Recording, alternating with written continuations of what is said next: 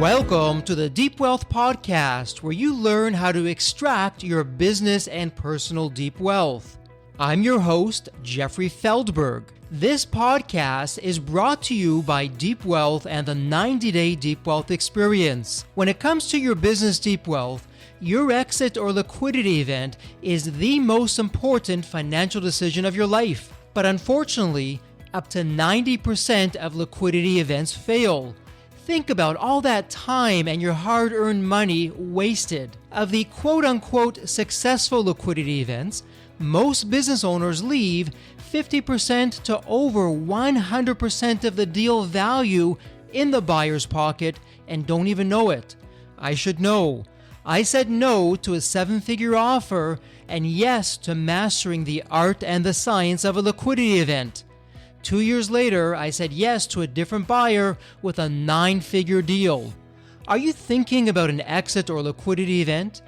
Don't become a statistic and make the fatal mistake of believing the skills that built your business are the same ones to sell it. After all, how can you master something you've never done before? Let the 90-Day Deep Wealth Experience and the 9-step roadmap of preparation help you capture the best deal instead of any deal. At the end of this episode, take a moment and hear from business owners like you who went through the Deep Wealth Experience. It was over 12 years ago that James Murray was helping a client who was a business broker move the business to the cloud. The project went so well that the business broker invited James to join an association where James eventually became the president. And it was at this association that James learned all about exit planning and began to include it in his technology offerings. Today, James helps clients with simple tweaks to the company's technology that creates exponential growth before a liquidity event. Welcome to the Deep Wealth Podcast. And as usual, we are not going to disappoint with our guest today. We have a jam-packed episode of value, insights, and takeaways.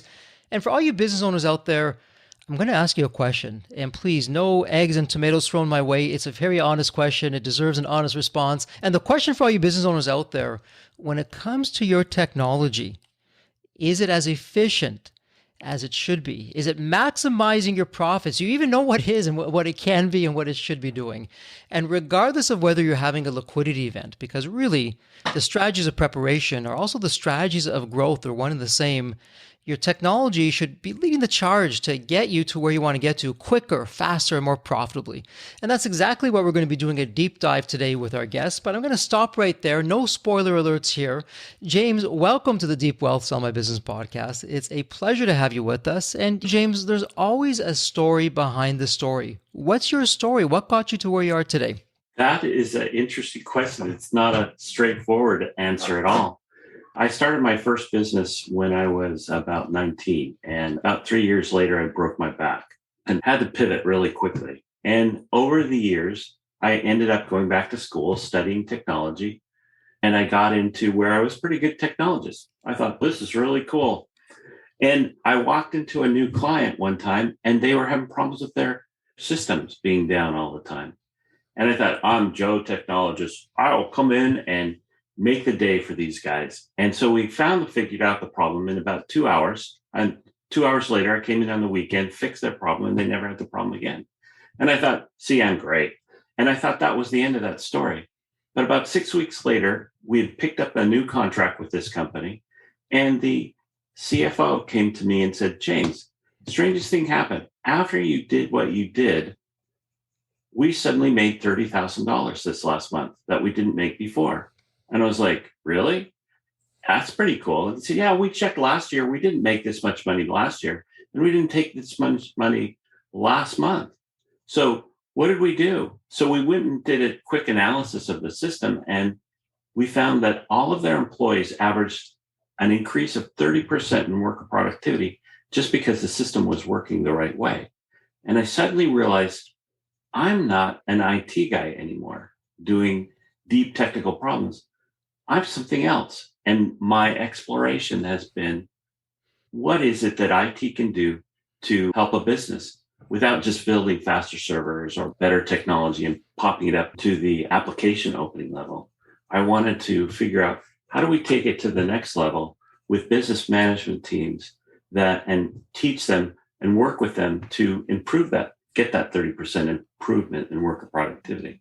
And I'm a firm believer that technology is best when you increase that productivity. So for the next 10 years or so, I'm working, doing what I love doing, and it's helping people out. And I always think of a small or mid-sized business, that's a dream for them. That's their dream. And so when we're saving those businesses or making those businesses happen, it's like we're fulfilling dreams. That's always been a fun thing in my mind. And then I had one client who was a business broker, and he invited me to an association that he had started in the Seattle area. It's called the Pacific Northwest Business Brokers and Intermediaries. I was an intermediary. And I came in and I watched this, and the guy's talking about IT due diligence. And I said, "You're an attorney," to myself. "What are you talking about IT due diligence about? I should be talking about that. I'm the technology." And then he started saying some things, and I pulled out my notepad and started taking notes for the next hour as he spoke. I learned so much about what I was doing as a technology person that was wrong. I had been hacking systems that were illegal to hack, even though they were the owner's systems. I was doing all kinds of stuff that I just was impressed by. And then gradually, as I joined the association, 6 months later, they asked me to be on the board. So I joined and went on the board. And I began talking to all of these business brokers, exit planners, investors, private equity people, banking companies. And they all said the same thing, that if you're a new business, you shouldn't be starting a business just to start a business because you have a good idea. You should be starting a business because with the idea of what your exit plan is. And so that changed the way I looked at it. When I went into a client site, I said, "Tell me about," what we would start talking about what their problems were, what it is that they needed. And I would finally ask, "What's your exit plan?" And they would say, "Exit plan? What's an exit plan?" And then we would start having a conversation about what an exit plan is and how we could use the technology to better optimize their exit planning. You've talked about getting the best deal in your liquidity thing. I think that if we look at the statistics and we talk to investment bankers and what their strategy is for buying companies, the first strategy, of course, is we want to buy more customers. That's why we're buying this company. The second is they have some technologies that we'd like to sell to our present companies, customers. The third is we need a reliable technology. We know that 50% of technology projects fail. So it's better to buy a working technology than try and buy than try and build it yourself and risk that 50%. And then the fourth thing is that they need an online marketing solution. Today, we look at online marketing, and really what people are doing is exactly what they did before there was technology. Spam mail. We see that it's the same as snail mails. And we see all these systems they're doing. So if you can present an online marketing solution, that's something that these investment bankers are looking for.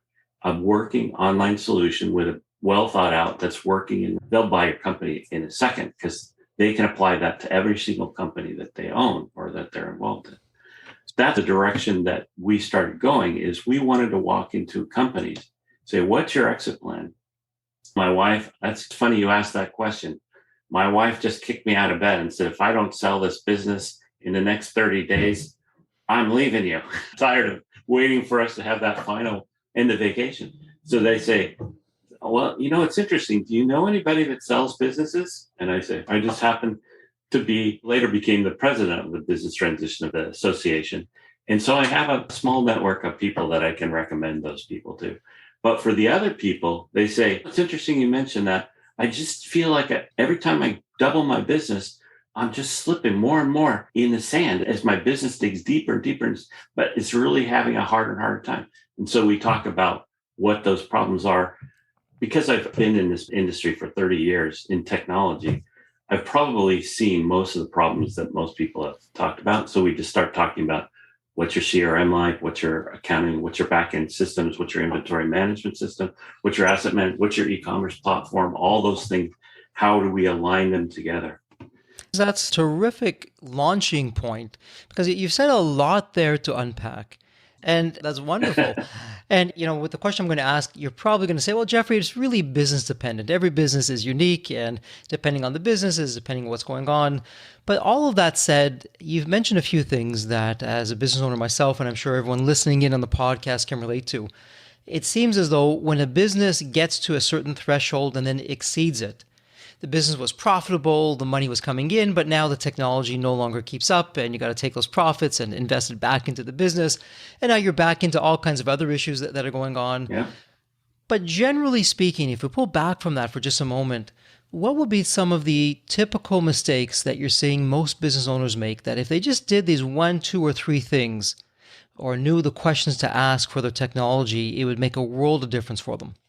If we don't get into specific industries and we're just talking, what are the three variables that all businesses need to deal with? And I look at exponential equity growth.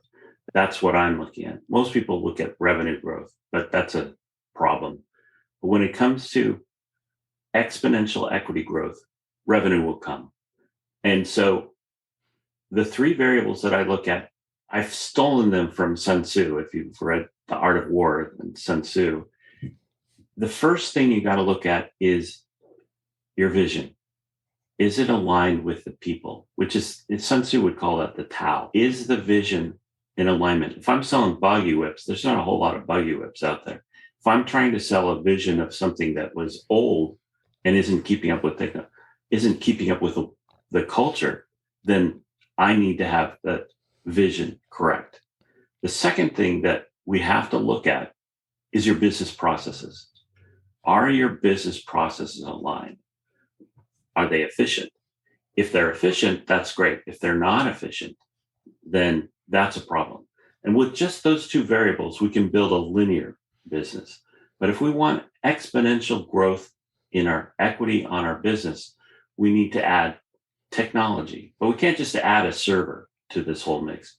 We have to align the technology to support the business process. Now, if your business processes are inefficient, the technology has the effect of magnifying that inefficiency.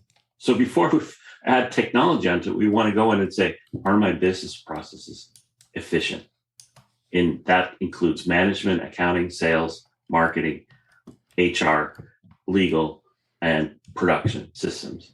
And if those systems are aligned perfectly, then you build a technology that supports the vision and technology business systems that go along with it. And you will magnify the value of that. I can tell story after story about companies that suddenly made one switch to their technology, and suddenly productivity in the organization blew through the roof and reduced overtime costs and all those type of things. And James, what I like with how you're approaching this, instead of let's plunk in a server and let's work Yeah, around the technology, is hey, okay, like you're saying, what's the vision? Is it in line with the people? What's going to be our business process? What does that look like? And then how do we get the technology to work for us instead of the other way around? Because it seems right. as though most businesses are, okay, we've got this technology. How do we take a peg and fit it into a round hole or vice versa? And you're coming from it really at the complete opposite of that, but in a much better, more methodical and thought out way. Yeah, I think that's very true. And so if you open up a Word document, analogy is they look at that Word document and they say, where's my book? How come I don't have a book here? Well, here's a template. Okay, here's a template for a book. How come I don't have a book? It's the same with, for example, a more complicated program like a CRM. They're going to give you a CRM, just the basics, very basic stuff, and you need to fill in the numbers. But if you look statistically, 50% of CRM projects fail. And it's not because of the technology, it's because of the business. The business processes are not described or defined or anything. So you can just go in and define those processes. What are the business requirements? What are the objective outputs? What's the input we're expected to have? We put that in, we configure the CRM to take those things, and boom, we're off and running. And same with ERP, same with e-commerce and all those things. There's a big understanding of how to align those together. And James, with what you're doing and the groups that you're working with, I know that you work with business owners who are smart enough to come to you before a liquidity event, but I also know that you're working with buyers and private equity and bankers. And in the 9-step roadmap that we do in our 90-day deep wealth experience, step number 4 is due diligence. And I squarely put what you're doing into the due diligence bucket there. And as I like to say, if you want to see a grown person cry, just mention the word due diligence and, Yeah. and off they go. But the beautiful thing about preparation, it's the gift that keeps on giving when you do it right, and you can actually get ahead of everything and we're big proponents of doing an internal audit. There's that word audit, but we're big proponents of doing an internal audit where we control our time, our money, we're saving our health, and the speed at which we go along with things before we even speak to an investment banker. But because you've had that experience, you've been on the other side of the table. So talk to us now when a potential buyer, it doesn't matter if it's a banker, if it's private equity, a family office, a financial buyer, whatever it's going to be, what are the buyers typically asking you to look for, or what are you looking for when you give that report back to the, hey, buyer beware. Here are all the skeletons in the closet from a technology standpoint that this company didn't look for. What are some of the hot buttons for buyers? That's an interesting question. Buyers are interesting people. They think they're the smartest people in the room, and they think that it's all about EBITDA and financials. They're looking at the financials and they're saying, based on the financials, this is what we're going to do. But when they come to me, they know that technology is important, but they don't know why it's important. And so what I say to them as I look at them, I say, are you looking for what is your plan for this company? Why are you buying a company like this? And are you wanting to take an underperforming company and turn it into overperforming company? Do you want to flip it in 5 years, or do you want to have it long term? Are you looking for a high level business that you can just invest in and know that the systems are correct and that they're keeping up with they're buying the right equipment? If it's a paving company, are they keeping up with all of their equipment there? And everybody has a back end technology. Do they have the right technology for their system and what they're planning on doing over the next 10 to 20 years, whatever it is their plan? Will this company scale, and how can I scale it? And they usually don't think I have an answer for those kind of things. But I say, I'm going to give you a report when we're done. In this report, you will have on the one page, we'll look at the technology and we'll look at the business systems, and we'll define, yes, these business systems and technology are in alignment, or 99% of the time, no, they aren't in alignment. And because they aren't in alignment, they have this weakness. And I'll say, the scalability of this company is limited because they have these weaknesses. And most of the things that's going on here with the technology, the owner doesn't know. The business managers don't know. The technologists are not even aware that the business owner doesn't know, and don't even bring it up that it's a problem. They probably know, but they don't know anything about business. So if I go in and talk to them, I say something like, I'm looking at your system and this seems to be the problem. And they say, yes, we've been trying to talk to the owner about this for 5 years and it's never gone and done it. So I simply go back to the owner and I say, and I explain in business language what the problem is. And he said, oh, yeah, sure, here's the money right here. And I go back and the technology goes, oh my gosh. And then they take the money and they run with it. So we do the same thing for the business owner. Is we say, in the first half, we're saying, these are all the problems. These are the problems they know about. These are the unknown problems. This is what's holding them back from scaling. On the other half of the report, I say, here's the missed opportunities. They have this technology in place, but they haven't turned on this piece, and they haven't turned on this piece. Therefore, they can never scale. So all we have to do is, it costs us maybe $20, or it might cost us $500, or 2 weeks. We can get this all turned on and integrated with the new system. And then we'll be able to increase the productivity of employees. And I'll usually go low and I'll say by 10%. Would 10% be interesting to you? And they go, yeah, that'd be great. Usually that's a very conservative low estimate. It's 30% is very common for these types of optimizations. And it's not unusual to have a 300% optimization by understanding these questions. And so, James, this is really fascinating. I'm curious, though, when you come on the scene, and let's just take the scenario where a business owner said, you know what, James, I really want to position this company for growth. At one point, yes, I'm going to be doing the whole liquidity event. I'll do the whole deep wealth experience. I'll get all the preparation, but I need to know what I'm dealing with right now. So you come into the situation. What does it look like when you're, and I'm going to use that A word, the audit, when you're doing your technology audit, but with the vision of having both scalability, exponential growth, and a liquidity event? What does your process look like in terms of how long does it take and what are you doing? I found it's actually much easier and simpler than what I would do 10 years ago. 10 years ago, I would go in and look at every log file on every server. I would go and do all those other things.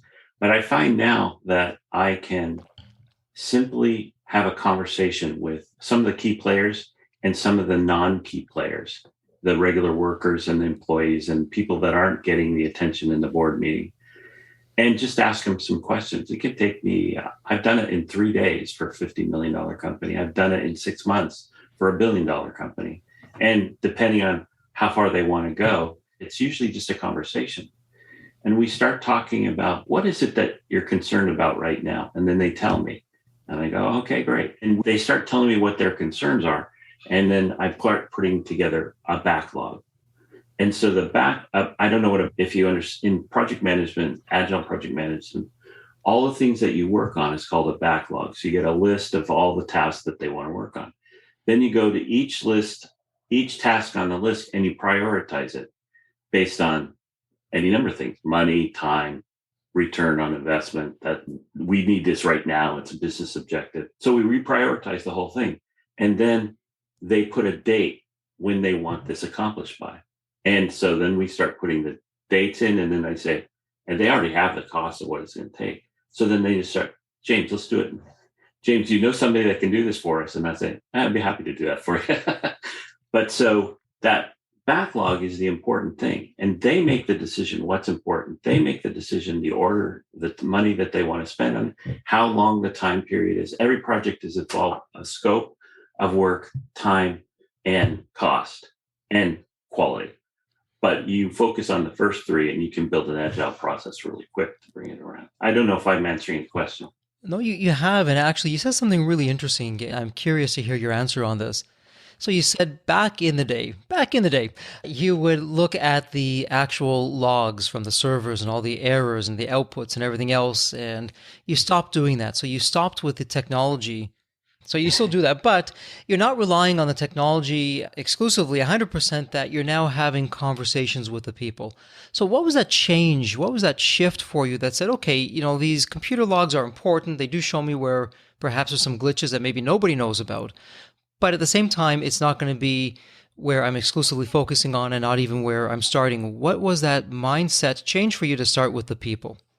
That's a very good question. And my whole career, the last 30 years, I've been asking the question, why does technology fail? And I assumed it was the technology was bad.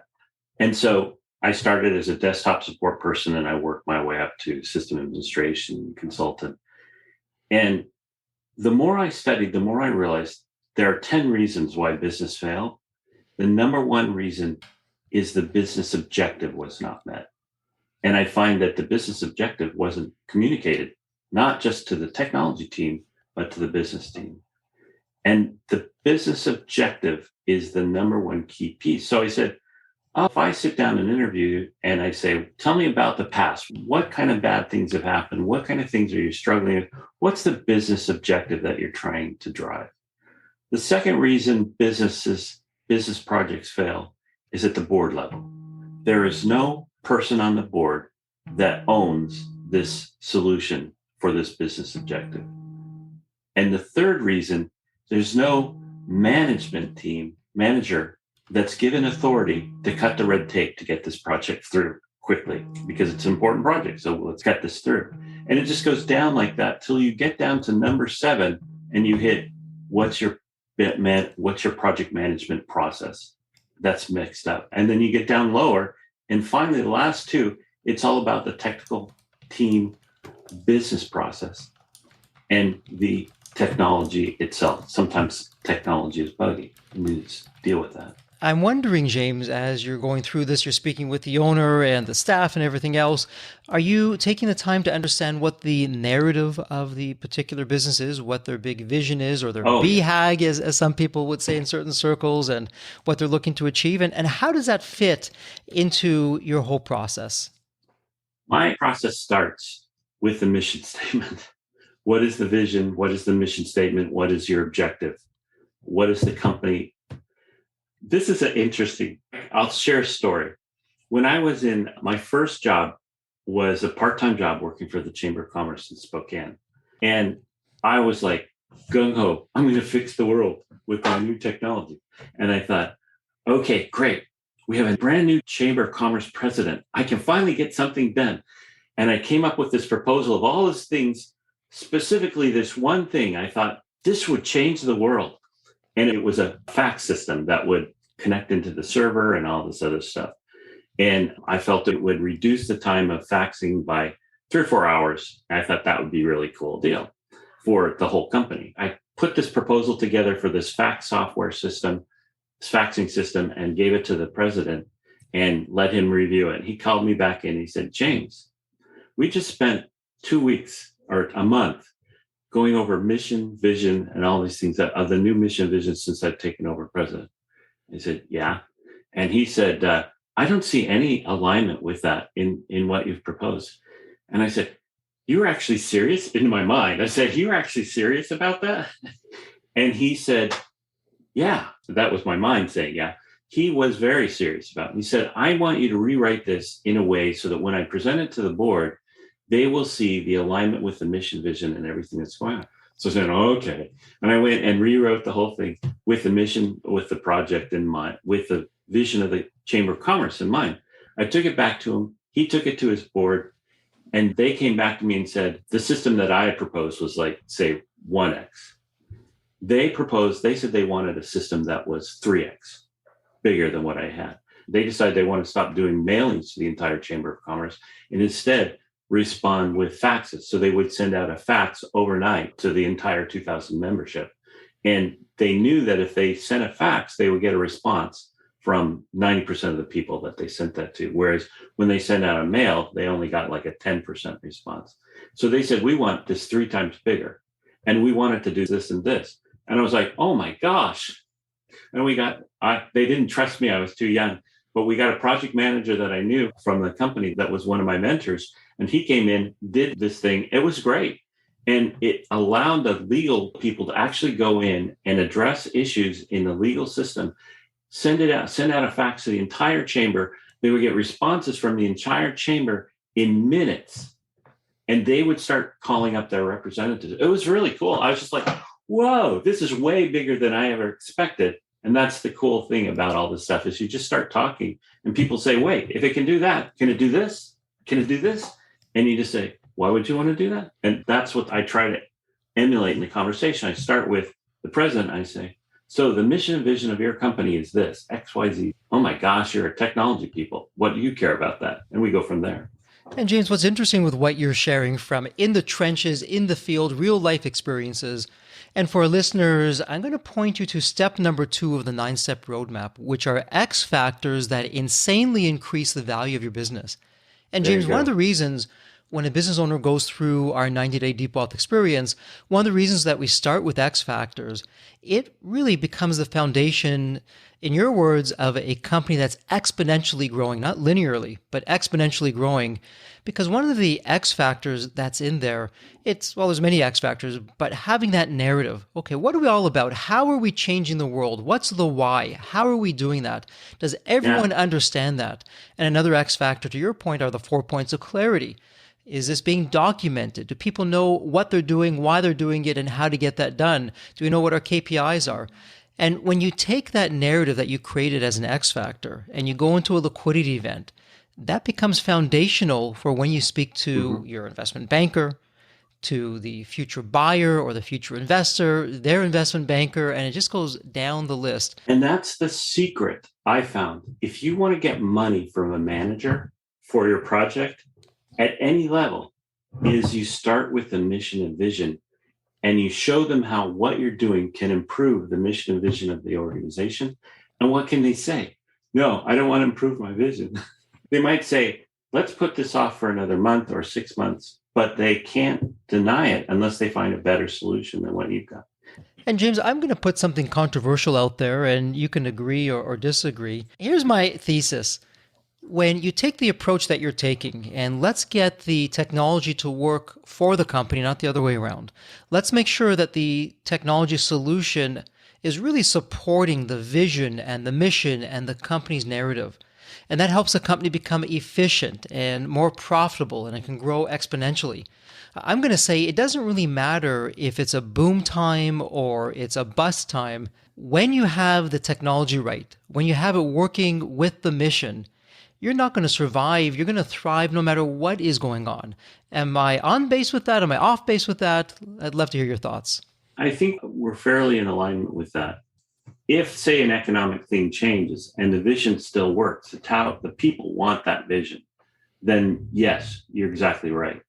And the reason why businesses fail in a recession is because A, there's nobody that's interested in buying what they're buying, or B, the most business processes, entrepreneurs and small mid-sized businesses are not master degree PhDs in business management process. Most of them learn it by trial and error. So when they build an organic management system, it's never perfect. It always looks like a scraggly old apple tree that just grew from a seed someplace. But if you want to build best apple tree of all, you go down to Wenatchee and you see the really forward-thinking Apple stores, and they have pruned these things so that the apple trees are at the right height for picking, that they're spread out so that the apples are coming out right in the easy way to pick and everything works perfectly when you're sending those harvesters out. It takes you less time to do it. And we do the same thing for our technology. The people that have done that work ahead of time, that have built, I think there's two things. There's innovation and there's efficiency. So you can build an efficient system until it can't be any more efficient. Maybe there's diminishing returns on building efficiency. And then you have to figure out, I'm going to do this differently. So like with spam mail, we can send millions and millions of spam mail, but how efficient is it? Or we can have an analytical process we call the John Henry process, which will actually pre-identify the people that are going to buy from you, that are interested. And if you know your industry and you know your customers, the three problems those customers have. And you can actually there's enough public information, you can tell by their advertising what their problems are.